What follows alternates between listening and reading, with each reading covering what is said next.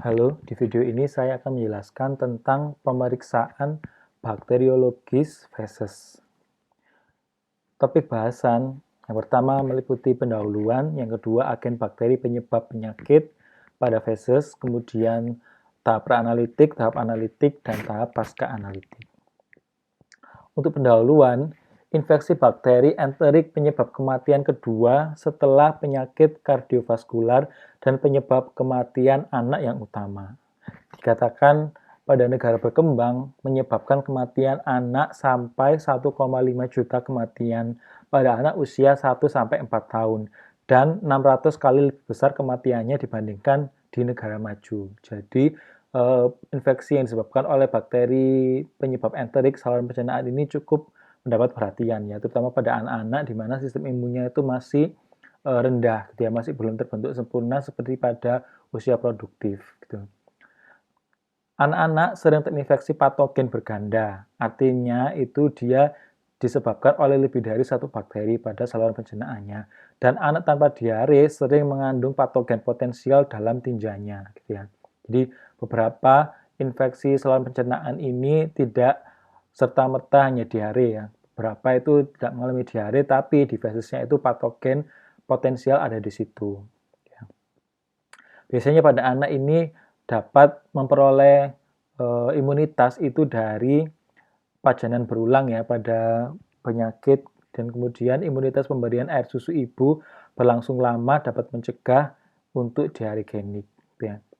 Pasien dengan imunitas lemah HIV/AIDS sering terinfeksi oleh Campylobacter, Salmonella, dan Shigella. Agen bakteri penyebab dan gambaran klinis yang sering ya, pertama Salmonella ya, dia ini menyebabkan gastroenteritis, demam tifoid, dan bakterimia gitu ya. Demam tifoid itu jadi dia demam pada malam hari, biasanya khas untuk penyakit demam tifoid ini. Kemudian bakterimia ditemukan bakteri dalam darah. Kemudian kalau gastroenteritis biasanya diawali melalui awalnya mual, muntah, diare, kolik, abdomen, jadi nyeri ya di daerah perut, dan diare selama 8-48 jam. Jadi selama 2 hari setelah menelan makanan mengandung salmonella. Ya, Salmonella enteritica typhimurium biasanya disingkat dengan Salmonella typhimurium. Gejala sering menetap selama 3-5 hari ya, sebelum menyembuh tanpa diobati. Kemudian pemeriksaan pada Shigella itu biasanya diarenya tanpa demam, jadi beda sama Salmonella. Kemudian sampai disentri berat, kemudian khasnya dia kram perut. Kemudian untuk Escherichia coli ada berbagai macam tipe ya. Ada EPEC, ETEC, EHEC, EIEC, EAEC, dan EAGEC. Jadi kalau EPEC itu enteropatogenik, enterotoksigenik, enterohemorrhagic, enteroinvasif, enteroagregatif gitu ya.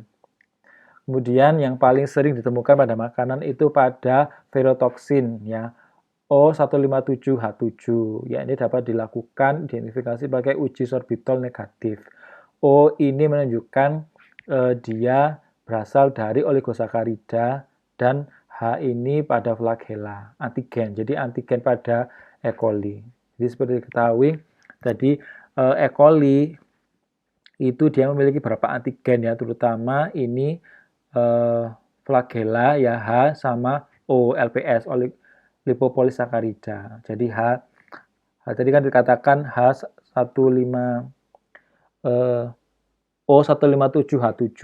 Jadi O-nya ini yang nomor 157 dan hanya flagellanya ini yang nomor 7. Jadi biasanya sering dijumpai pada makanan. Selain itu, antigen dapat dikenali melalui kapsul dan fibria, yakni pada Escherichia coli. Kemudian ini pada Salmonella, ya, bakterinya secara visualisasi seperti ini. Kemudian ini pada Shigella. Kemudian selain itu ada agen bakteri penyebab dan gambaran klinis ya. Jadi sering tiga tadi, Escherichia coli, Salmonella, dan Shigella, juga ditemukan yang sering yakni Vibrio cholera, diare dengan volume tinja banyak dan cair. Ini khasnya ya. Kalau Vibrio cholera, di bakterinya seperti ini, dia bentuknya vibrio seperti koma ya. Pada Campylobacter, ciri khasnya dia diare berat, kolik abdomen, demam, nyeri otot, tinja berlendir, dan bernanah. Ini gambaran visualisasi dari bakterinya. Ini dia juga khas ya, bentuknya seperti koma 2 gitu ya. Kemudian ada flagella. Kemudian ini yang jarang atau langka untuk ditemukan, yakni disebabkan oleh bakteri Archobacter bullseri. Dia tumbuh pada suhu rendah. Jadi pada es itu juga bisa ditemukan adanya gejala diare disebabkan oleh bakteri ini. Ini bentuknya. Kemudian yang kedua yakni pemeriksaan bakteriologi tinja. Jadi masih dalam tahap analitik ya. Untuk pemeriksaan bakteriologi tinja pada tahap analitik meliputi pengambilan spesimen tinja. Yang kedua, transport spesimen itu sendiri. Bagaimana jika spesimen tinja ini tidak langsung kita periksa di lab atau membutuhkan waktu yang lama ya dari pengambilan spesimen ke tempat yang dituju pada laboratorium. Jadi harus ditransportasikan dengan media khusus gitu. Pada tahap analitik sama seperti sebelumnya meliputi media definitif, uji biokimia, identifikasi bakteri. Pada pasca analitik meliputi interpretasi visual tinja, interpretasi biakan bakteri. Pada tahap praanalitik yakni pengambilan spesimen tinja. Spesimen diambil pada tahap awal penyakit diare sebelum pengobatan antimikroba dan pagi hari. Jadi ini 3 kondisi yang baik untuk pengambilan spesimen tinja. Pada awal penyakit diare, kadang kan orang memiliki frekuensi buang air besar yang berbeda-beda. Ada orang yang satu hari bisa buang air besar sebanyak 3 kali. Itu normal gitu ya. Kalau dia lebih dari 3 kali berarti kan itu ciri-ciri dia ada yang bermasalah pada pencernaannya. Juga ada yang orang 2 hari sekali baru buang air besar. Itu normalnya. Cuman dia sehari itu dia bisa diare 1 kali. Itu kan berarti 2 dari normal. Jadi itu ciri-ciri tanda diare. Jadi tiap orang termasuk diri kita itu harus mengenali kondisi tubuh kita sendiri. Kemudian sebelum pengobatan antimikroba itu sudah penting gitu ya. Jadi sudah seperti yang saya jelaskan dulu bahwa pasien itu kalau ke dokter itu harus pasti dimintai pertanyaan gitu, sudah minum obat apa, antimikroba apa, ini juga berpengaruh terhadap pemeriksaan gitu ya. Jadi kalau negatif kemungkinan kan dia harusnya positif, cuman pasiennya minum antibiotik. Jadi kan harusnya false negatif. Yang pada pagi hari berarti langsung ditampung. Jadi pencernaannya masih belum terkontaminasi oleh dari sarapan pagi atau dari siang hari. Jadi seperti itu. Jadi kalau pada pagi hari itu lebih menggambarkan kondisi yang sesungguhnya. Untuk spesimen tinja bisa tinja itu sendiri atau abusan tinja. Pada tinja, pasien diberi koran atau tisu, 2 batang kayu, dan penampung bermulut lebar, gelas kaca bersih. Sedikitnya harus mengandung tinja seberat 5 gram. Pada abusan tinja, sediakan kapas lidi steril dan wadah. Lidi sterilnya panjang ya, sama seperti untuk lidi abusan untuk nasofaring. Prosedur pengambilan bahan tinja, jadi pasien diinstruksikan mengumpulkan spesimen tinja pada koran bekas atau tisu. Tinja dipindahkan ke wadah besar bermulut lebar yang sudah dikasih tadi dengan 2 batang kayu yang telah diberikan. Spesimen harus mengandung 5 gram tinja dan jangan tercemar urin dan berikan segel pada tutupnya. Tinja harus tiba di laboratorium 2 jam setelah penampungan.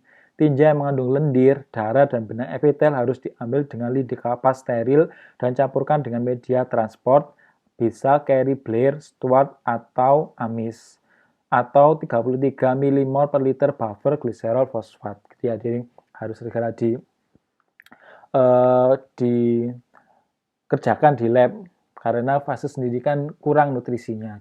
Kalau lebih dari 2 jam itu bakterinya nanti akan mati sebelum diteliti, sebelum diperiksa di lab gitu ya. Jadi harus sebelum 2 jam harus segera dikerjakan, minimal dipindahkan ke media atau nutrisi yang mendukung pertumbuhan bakteri dalam tinja itu ya. Kemudian ini ada lendir, darah, dan benang epitel, biasanya itu ada bakteri di situ, makanya dia diambil pakai lidi kapas steril dan langsung ditaruh di media transport gitu gitu ya, supaya bakterinya nanti pada waktu transport sampai tiba ke lab itu masih dalam kondisi fresh dan bakterinya kemungkinan dia membelah diri. Jadi lebih mudah untuk dilakukan pengamatan di lab. Untuk prosedur pengumpulan apusan rektum, tadi kan spesimen bisa berupa tinja atau apusan rektum. Apusan rektum itu pakai lidi kapas steril, ya, dimasukkan melewati sphincter rektum, kemudian diputar dan ditarik. Jadi benar-benar rektumnya itu yang ada menempel di lidi kapas, gitu ya. Periksa lidi kapas untuk melihat noda tinja dan ulangi prosedur tersebut sampai tampak noda cukup. Jadi kalau tidak ada noda ya warnanya kuning atau lebih gelap dan sebagainya itu diulangi. Tempatkan lidi kapas dalam tabung steril kosong dan sumbat dengan kapas atau tutup ulir. Jika transport spesimen ke lab lebih dari 2 jam sama seperti tadi, tempatkan lidi kapas dalam media transport. Tadi bisa SWAT, BLIR, atau AMIS. Untuk praanalitik, media pengkaya dan inokulasi spesimen tinja. Ini kalau salmonella biasanya untuk medium pengkaya enrichment-nya pakai kaldu selenit.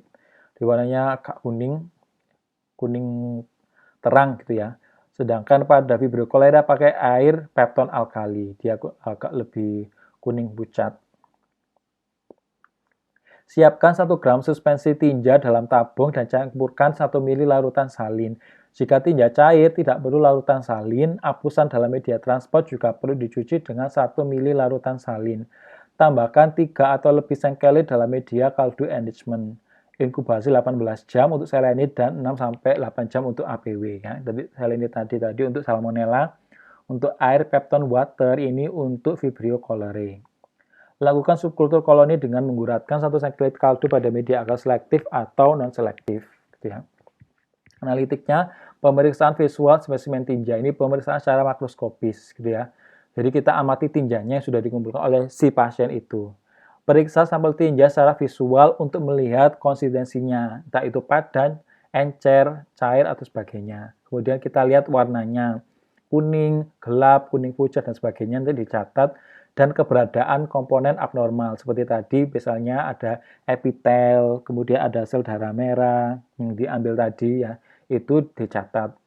Tempatkan secuil kecil spesimen tinja atau apusan rektum dalam kaca objek dan teteskan metilen blue 0,05% dan campur merata.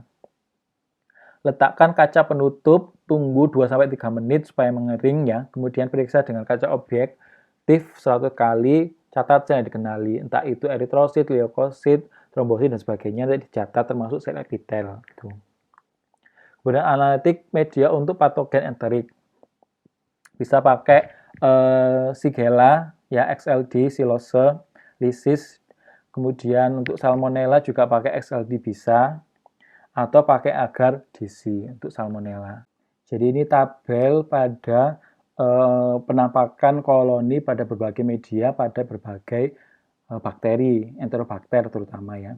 Biasanya yang sering digunakan itu McConkey atau bisa menggunakan eosin metilen blue ya. Paling sering McConkey karena ini media selektif diferensial gitu ya. Jadi dia selektif, dia akan menumbuhkan bakteri gram negatif saja, sedangkan gram positif dia tidak tumbuh. Dan diferensial, different, artinya dia membedakan pada spesies enterobakter, gitu ya, pada genus di spesies enterobakter, pada famili enterobakter. Jadi E. coli biasanya merah muda sampai merah mawar, enterobakter merah muda berlendir, Proteus dia tidak berwarna, itu yang biasanya digunakan. Sedangkan untuk Salmonella Shigella lebih cocok dia menggunakan agar SS Salmonella Shigella, di mana Salmonella tidak berwarna sampai berwarna hitam ya, sedangkan Shigella tidak berwarna. XLD ini merupakan kepanjangan dari silosa lisin deoksikolat, sedangkan DCA ini deoksikolat citrat, sedangkan SS Salmonella Shigella HEA hekton enterit. Gitu ya, boleh digunakan McConkey, EMB, sedangkan pada Salmonella Shigella ini juga sering menimbulkan diare. Ini kita menggunakan agar SS gitu. Kemudian ini penampakan pada agar SS ya tadi hitam, Salmonella Shigella tidak berwarna. TGBS ini agak selektif di mana dia akan koloninya berwarna kuning pada media berwarna hijau, sedangkan ini pada media DEA Shigella sama Salmonella. Salmonella ciri khas ya, dia warnanya koloninya biasanya hitam. Shigella tidak berwarna. Kemudian ini penampakan pada Campylobacter, ya, pada HbA, pada kondisi mikroaerobik, pada kondisi aerobik, pada kondisi mikroaerobik suhu 25. Jadi suhu itu mempengaruhi pertumbuhan koloni, ya. Ini suhu 37, 27, 25. Kemudian kondisi mikroaerobik, aerobik, mikroaerobik juga berbeda. Jadi bakteri ini sensitif terhadap pengaruh derajat dari suhu sama kondisi dari udara atau keberadaan oksigen. Kemudian untuk pasca analitik, tadi kan makroskopis dulu ya, dari tinja yang ditampung itu kita lihat penampakan visualnya secara makro. Makro dan secara mikro, ya pakai mikroskopis tadi. Kita tentukan adakah leukosit, ya, leukosit pulmonokler lebih dari 50, kemudian ditemukan ada makrofag dan eritrosit, kemungkinan disebabkan oleh Shigella. Nama penyakitnya namanya Shigellosis. Sedangkan jika ditemukan leukosit polimorfonuklear kurang dari 20 per lapang pandang, kemungkinan Salmonella dan enteroinvasif Escherichia coli. Sedangkan kalau sedikit leukosit 2-5, kemungkinan virus dan Escherichia coli tipe lain, seperti ET dan EB. Ya, jadi pada makroskopis spesimen tinja itu ditentukan dulu ya nanti warnanya, kemudian dia kepadatannya tinja dan sebagainya, adakah zat-zat asing ditemukan pada tinja seperti epitel, kemudian adakah serabut benang, eritrosit dan sebagainya, itu dicatat, kemudian bisa langsung kita tentukan ada tidaknya leukosit polimorfonuklear sebelum ditumbuhkan di suatu media dan pewarnaan gram tentunya, ya. Jadi ini cuman screening awal, kemudian screening lanjutan harus dilakukan uji biokimia untuk menentukan bakteri penyebab infeksi saluran pencernaan. Ya, tetap kemudian yang terakhir harus selalu digunakan uji sensitivitas antibiotik, itu penting untuk mengetahui atau memberikan terapi yang terbaik pada pasien. Sekian untuk pemeriksaan bakteriologi saluran mencerna, semoga bermanfaat. Terima kasih, kamsahamnida.